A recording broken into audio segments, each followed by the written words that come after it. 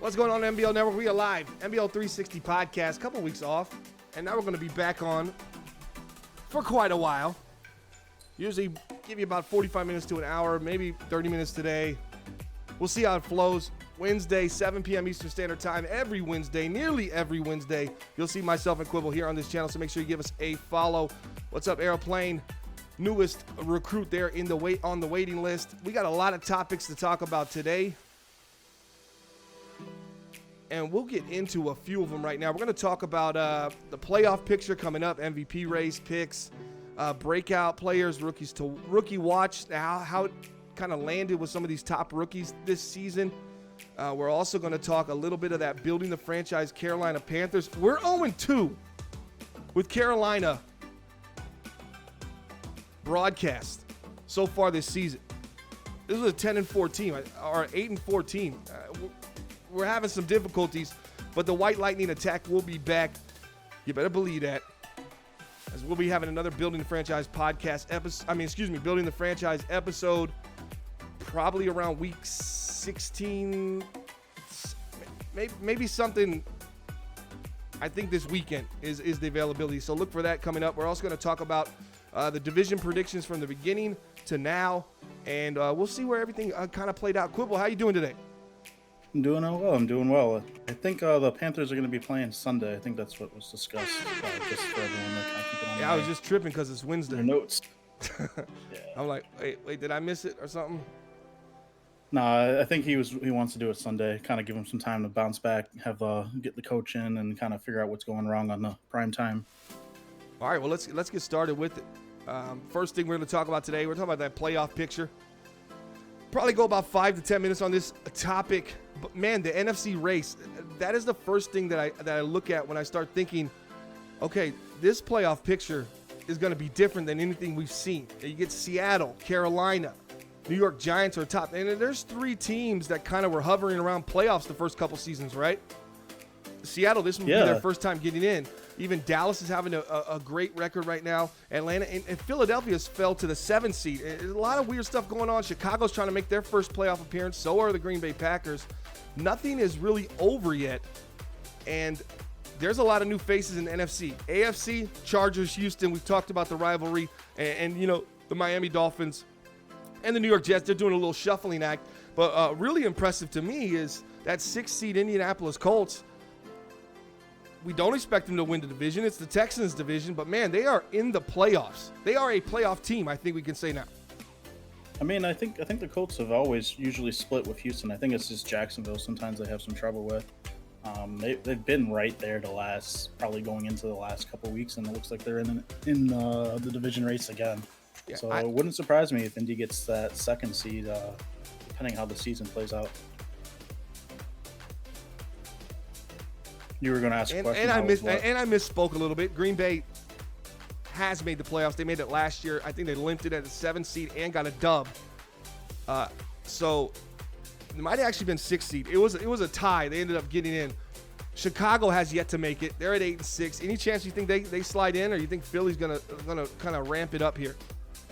You know, I think Chicago actually beat Philly head to head. So I think if they match it, match records, I think they're kind of having their way. I don't think Neon's actually accurately displaying this, but I could be wrong. We just moved it. I was actually looking at it. I'm going to schedule here. I want to see the last time these two teams played. Yeah, I'm not sure. I would honestly take. There's no tiebreaker right now. They haven't played each other yet. They haven't played. They don't play each other. Well, I would honestly think Chicago takes it this one. I think both the teams probably make the playoffs. I don't know how it's going to work, but I feel like those teams are two teams that, you know, nobody really wants to see in the NFC if you get that high seed and get that first home field advantage game. Yeah, and Chicago, real quick with them, they started off 1-4. They're 7-2 since then. Team's been on an absolute tear. Are they beating an over 500 team, though? Or are they just beating up on the little guys? They got a dub against the Dallas Cowboys in Week 6. Lost to Minnesota, Chargers, lost to Arizona. I mean, this season looked like it could fall apart. Look at this. Green Bay Week 1, they get a dub. There's a 500 team. I think they're 7-7. 34-20, right? Yep. And then they go to Minnesota, lose by 3. Tough one. They go to Los Angeles, play the Chargers. Tough game. They lose by 3. I don't even know what that sound's doing. And then they go to Arizona. This should be a win, right? They lose by 8. Then they take on Las Vegas. They finally get home. Their second home game, Week 5. They end up losing to the Las Vegas Raiders. This could have went south. Then they dominate the Dallas Cowboys, play a perfect game versus the Cleveland Browns, beat the Denver Broncos, and skunk the New Orleans Saints. And now they're right kind of back in it, and they have this weird dud game with the Seattle. I actually think we called that game. You know what the theme there? You know what the theme is for Chicago? What's if that? You score 28, you generally beat 28 or more. You generally beat Chicago. Yeah. If you can get 4 touchdowns, you beat Chicago. I think Detroit's the only team that ended up getting a L that was for a losing. counted one. No, but you're absolutely right. Look, 25 points per. What's that? So you just got to score. If you can get 4 touchdowns versus Chicago, they can't keep up offensively. And you can see it up here. 25 points per game is what they're averaging on offense. Their defense, top in the league. Draco defense might be back. They're only giving up 18 points per game, but that's going to change. You know, in the playoffs, it's an offensive-driven tournament, right? Can they hold opponents at that 18-point mark, especially on the road? They're trying to limp into the playoffs here, sitting at 8-6. Would love to see the Chicago Bears, who've won 7 of their last 9, to get into the playoffs. And I guess I want to see them get a home game, have a snow playoff game, and they can definitely beat anybody in the snow game. All right, anybody else jump out at you here in the playoffs? Anybody you're rooting for? Pittsburgh seems to be doing their thing, perennial playoff team. The Jets and the Dolphins, we might have the pleasure of this season being in the playoffs. It's been one of the two for the majority. Well, for the last 2 seasons. The first season, MBL season 57, right? I think so, yes. That's where we started, right? 57, the Jets and the Dolphins got into it. We were doing Building the Franchise Dolphins then. So yeah, I definitely want to see how the Jets perform if they can make the playoffs. If they can avoid Miami, I think they can really go far. For some reason, Miami just just always has their number, it seems. It's just one of those teams that they haven't been able to figure it out. And that's why Miami sits at the top of the AFC East. And don't sleep on the New England Patriots. They could come in there and steal that division if they were to get hot here in the right time. Also, I wanted to look at kind of flailing there, the Kansas City Chiefs. That just hasn't been a good season for them. Consistency has been a problem, but the Raiders kind of swapped spots with them, right? At 7-7. Yeah, I think the whole AFC West kind of took a step back. Obviously, the Chargers are still going to be the top dogs. They're the top dogs at the AFC. They've won it, 2 times now? It's just one of those teams that I think the Chiefs, the Raiders, and the Broncos are all like, well, we can't beat them now. Let's retool this season, kind of get a nice draft pick, try some different strategies, go from there. And then I think they'll all be back come next season. I want to give one more quick little bit of information to the most injured team in the MBL right now. The Atlanta Falcons are 9-5. What's your excuse?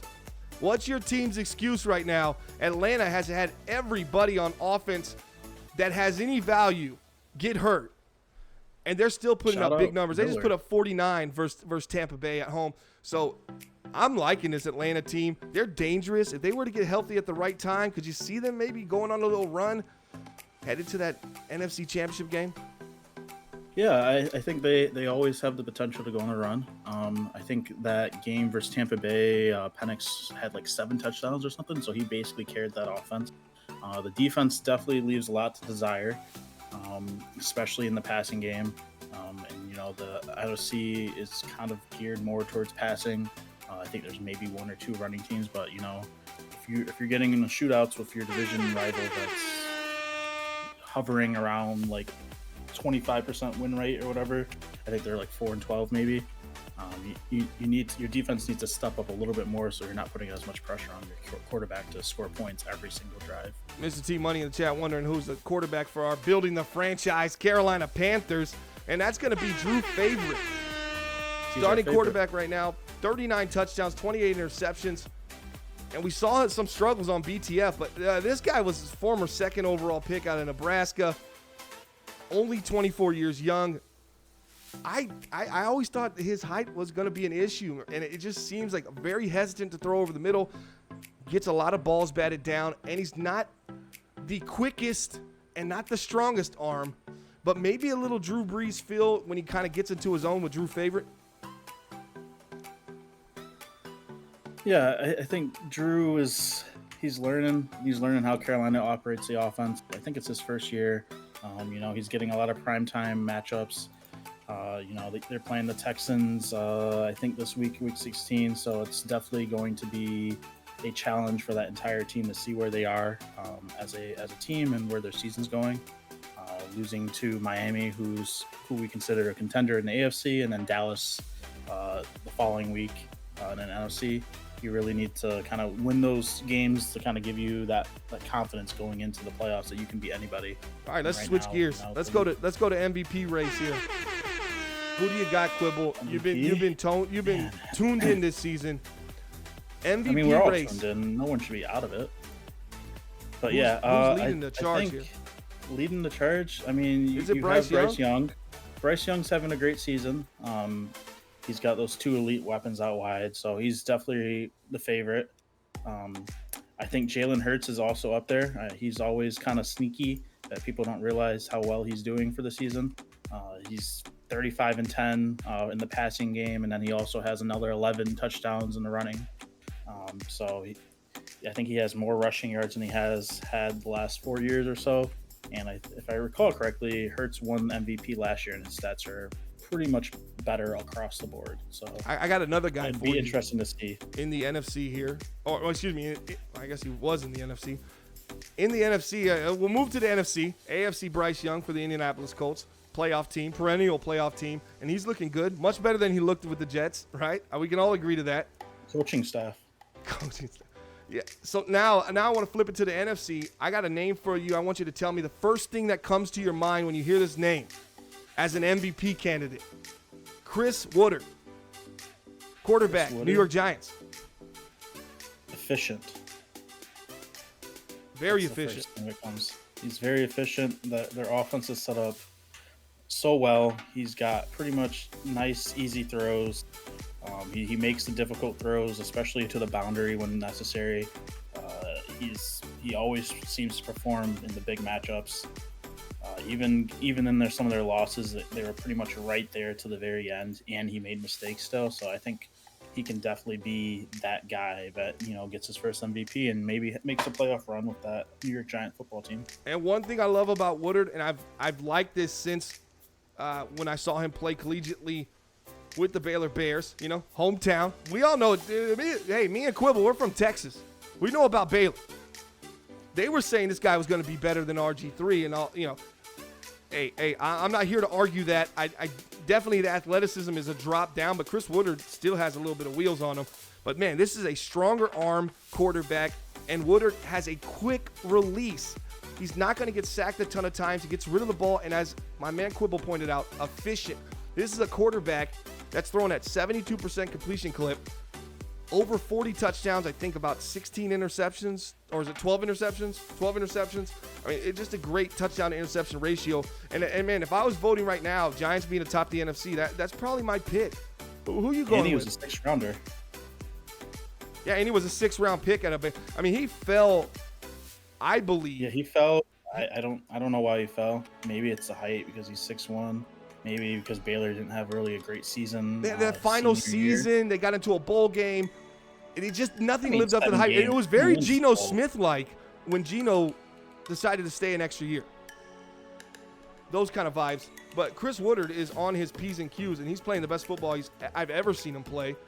And he's doing it with this New York Giants team. Not an easy place to kind of start your career, man. You got to have some cojones. And I think he's got those. They're sitting at 12-2 on the season. You can see on the screen. That would be my MVP pick. Who would you go?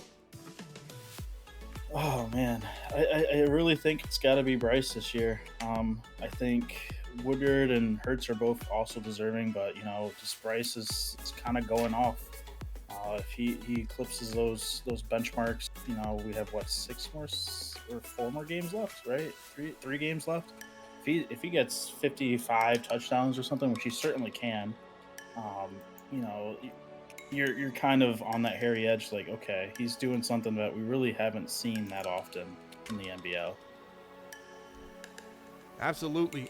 We got some rookies we want to talk about. Any on the tip of your tongue here? This was the segment you put in for our show. You wanted to talk about some breakout players, some rookies to watch. Well, let's talk about. So we got probably 6 rookies that have had pretty much really good seasons so far. Maybe 7 actually.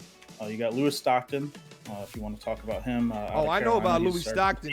He's for my Carolina Panthers, building a franchise. We got to see him a little bit. Him and Austin Cox. I mean, they got some talent on that team.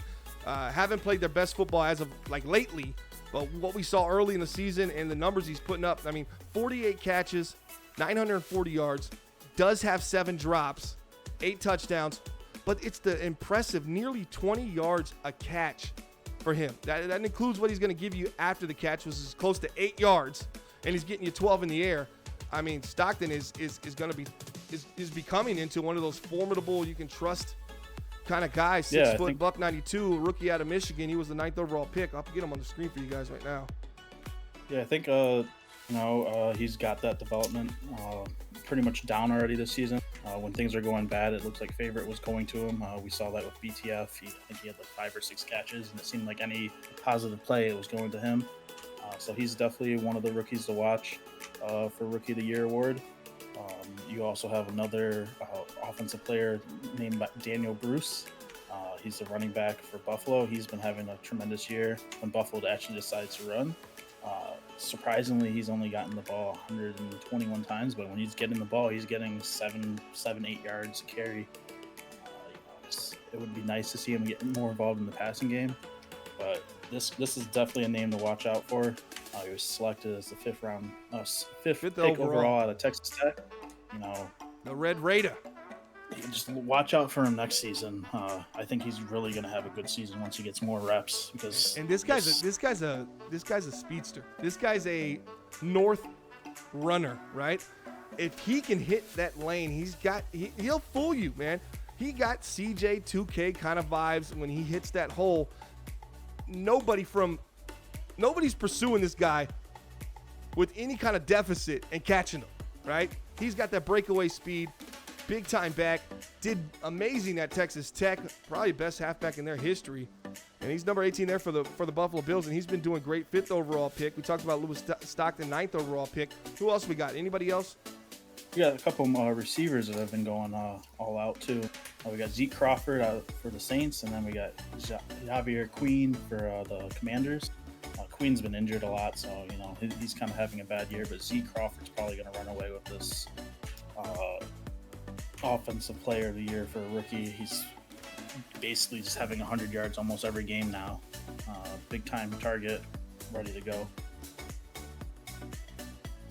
Yeah, it seems like there's a few players, especially wide receivers. These year 1, year 2 guys, right? Year 1, year 2, year 3, they're starting to flood this wide receiver position, right? And we have a lot of older gentlemen retiring or losing a step.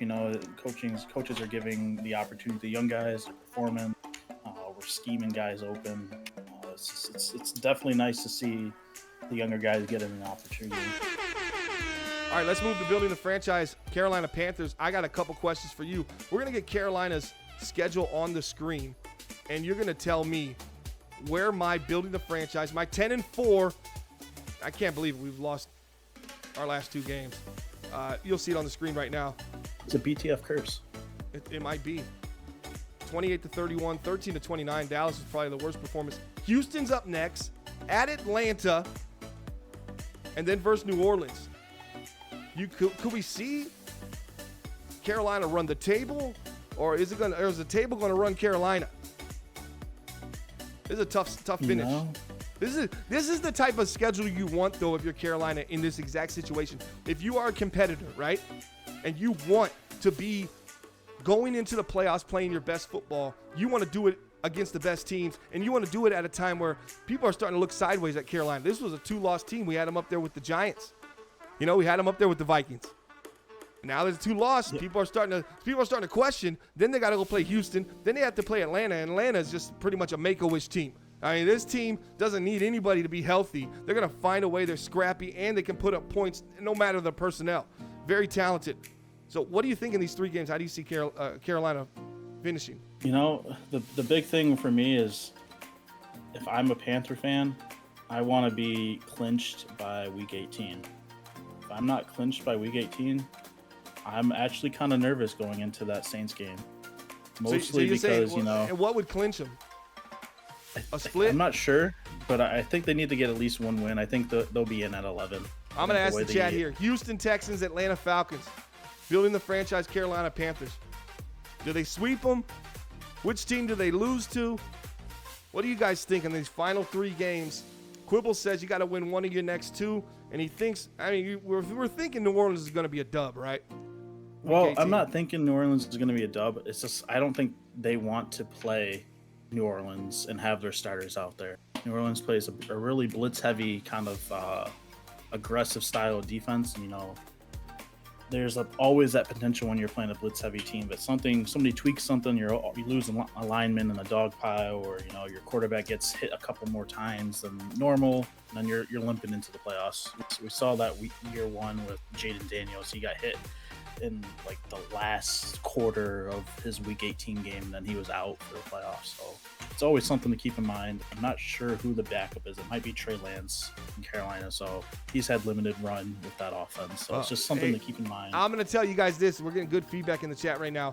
Sal's saying loss, win. That means he's saying Texas is going to beat them. Atlanta's going to beat the Carolina Panthers. They're going to end up getting a win over the 1-13 Saints to finish it all. And here's another thing about if you lost those 2 games and you're sitting there and that 7-loss number could put you out, and you've lost now 4 in a row, right? That what it would be for Carolina. I don't want to go into the final week 18 against a divisional opponent. I don't care if he's 1-13 or not. Divisional games are tough to win, and man, that might be something where Drew Favorite's playoffs pretty much start now, right? And we're going to see where it goes. What's going on, Jordan? Appreciate you stopping by. Kook says it's going to be a sweep out 3-0. I hope so. Slim Regal, says win out. And Kook says we need the horn again. So definitely going to get the horn in there. All right, let's go ahead and move forward. What do we got? Building the franchise. We talked about that. Let's look ahead at some Week 16 games, our predictions. And during this time, we're going to put up the win-loss suggester, or the Bleacher Report predictions by division, win-loss record. All right, well, while you put that up, I guess the first game is going to be the Eagles versus the Jets. Eagles are sitting at 8-6, and the Jets are sitting at 9-5. Both probably need this win to really secure their playoff. What do you think you have?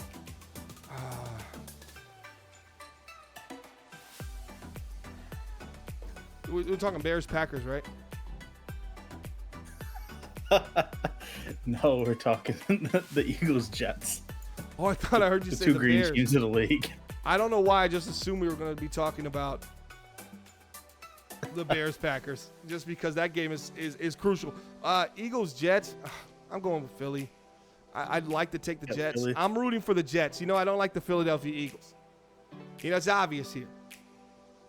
They're not my cup of tea. enough. And I think the loss of Saquon Barkley is playing a much larger impact on this team and their rhythm right now than many thought it would. But Jalen Hurts is starting to sling the ball. He's already got 4,000 yards. This is a guy that was, sub 3,500, right?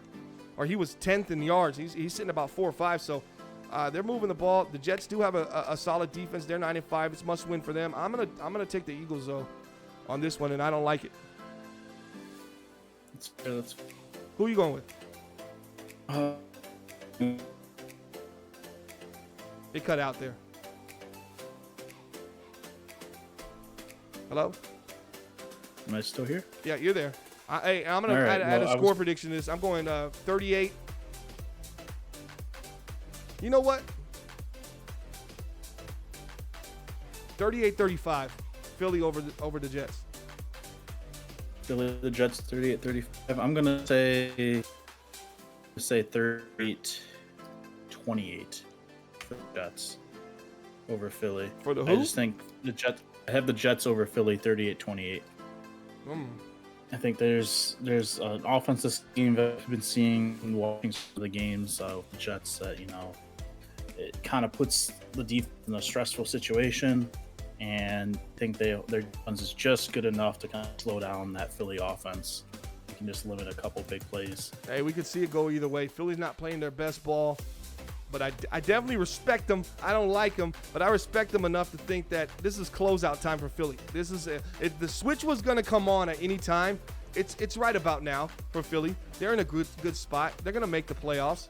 That's their confidence. We're going to win out here. We had not the greatest season, but we're going to have the greatest playoffs. And that's how you have to think. And the New York Jets are scrapping and clawing, trying to stay in that playoff picture and also stay up with the Miami Dolphins, who are also 9-5. Let's move forward. What other games you got? Well, let's do your favorite Bears and Packers game. You must have an opinion on this. So, well, Green Bay's projected to score 24 points, and Chicago 25. Your theory holds up with Neon Sports right now. Chicago will give up 24 points. They'll still find a way to win. The magic number to beat Chicago is, what is it in the chat, guys? If you've been following along, maybe for a t-shirt, what's the magic number to score? Sal says 28. Do we give him 28? that's what I said. I thought you said 25. higher. I was thinking 29 No, because. If you score 28 or more, you pretty much always beat Chicago. All right, Sal, you get the dub. Might give you a t-shirt for that, might not. Matt and Dad says 18 is the points needed to beat him. Nobody's beat him with 18 points.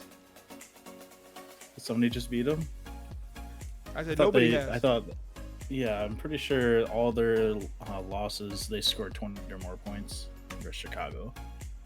But I could be wrong. All right, I'm going, you know what? Give me the home team. I love the Chicago Bears. I love that Draco defense. It's number one. It's back. But you're playing the Pack late in the season, and they're at home. I'm going to go with Green Bay, and I'm going to say Green Bay gets 31 points. Chicago,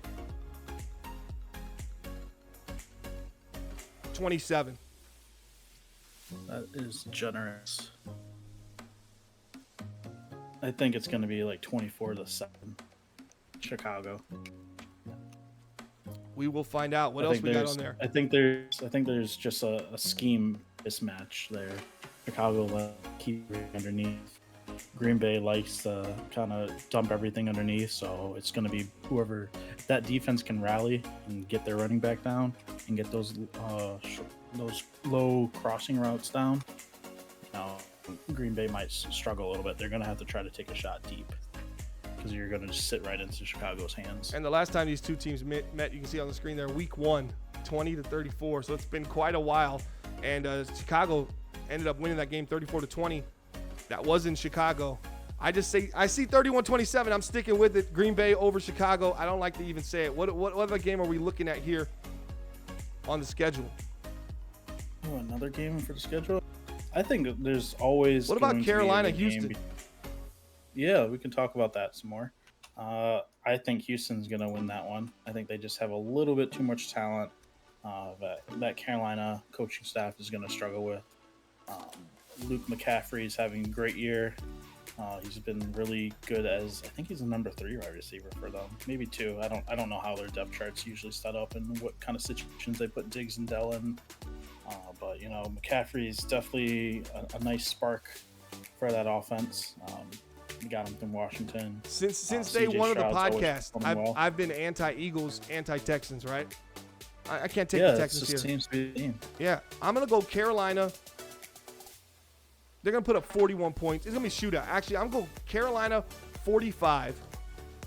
The Texans 35. That's my prediction. I got my BTF Carolina Panthers taking a dub. And any final thoughts on the podcast here? Let's get into these. Let's get into the after show here. Any topics the audience wants to ask, or did I miss something here, Quibble? I haven't seen any questions, but we're always open for some questions for the last 5 minutes or so. I see Flair's in the chat now. The owner of the San Francisco 49ers. New York Giants are predicted to go 9-8 this season. They're going to finish well above that. They really were? Wow. Yeah, I mean, some of those scores, Cowboys also kind of misrepresented. Shout out to the Titans, 4-10. They surpassed their prediction as well. You had Seattle. They had Seattle. Bleacher Report had Seattle winning the division, which I think is going to happen. Rams way off on 10-7. They've been struggling. But Seattle 13-4. You had them right, but you gave them 13 wins. I don't think they're getting to 13 wins. And they might not be, but they'll still win that division. All right, something positive from DB in the chat before we leave. Say something friendly, man. Something for DB, or is DB going to tell us something positive? DB needs to tell us something nice. I was going to say, I really like your cheat motion. That offense is really annoying to defend, and it really stresses the defense, and it gives that whole entire AFC East fits. His comment is "Go Dolphins" to watch.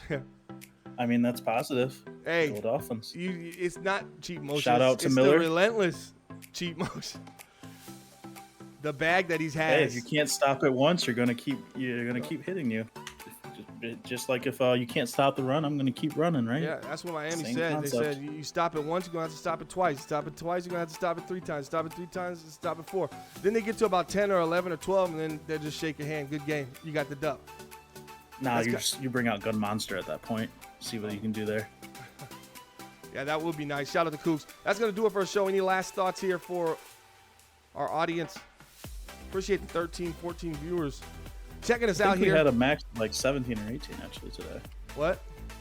I think we had like 17 or 18 at one point. Yeah. We've been averaging what I see. Yeah, it might be higher because I'm looking at it from Streamlabs. They're always like 4 off, or sometimes it takes a while to load. So we might have actually peaked at that. Been pretty consistent, 12 to 14. That's all we asked for here on the 360 podcast. Appreciate everybody checking us out. I hope you guys enjoyed the show and the content. If you got any ideas, suggestions, feel free to hit up my main man, Quibble. Do not DM me about suggestions for the 360 podcast show, unless it's really good and maybe I can take credit for it. I would be open to something like that. But hey, enjoyed another podcast. We are going to get that Under the Clock with Sonny going very shortly. and we're going to get that up and running. It's a shorter podcast, going to be less than 10 minutes long. A lot of quick action stuff. That does it for me. You guys be good out there. Be safe. Let's be happy. Let's try to get this thing back to a competitive, fun, enjoyable experience for everyone. And the more hands in the pot that are contributing, the better it's going to feel when you finally win something, because you're going to have multiple outlets talking about you, and that's always a good feeling, and it's always something cool. So I'd love to see more people get on this podcast. I want Jordan. I already messaged Jordan. I said, hey, get on this, man. Get us something. Get us a different take, a different view, man. Bombers' viewpoints, it might be sick of them. We get Quibble keeping the show fresh. So let's see what we can do, guys. Come together and try to make something happen. Get a spark going. All you need is a spark, right? Just a spark, yep. Just a little spark. All right, guys. For myself and Quibble, we're out of here, and we'll see you next time here on the MBL 360 podcast. Have a good one.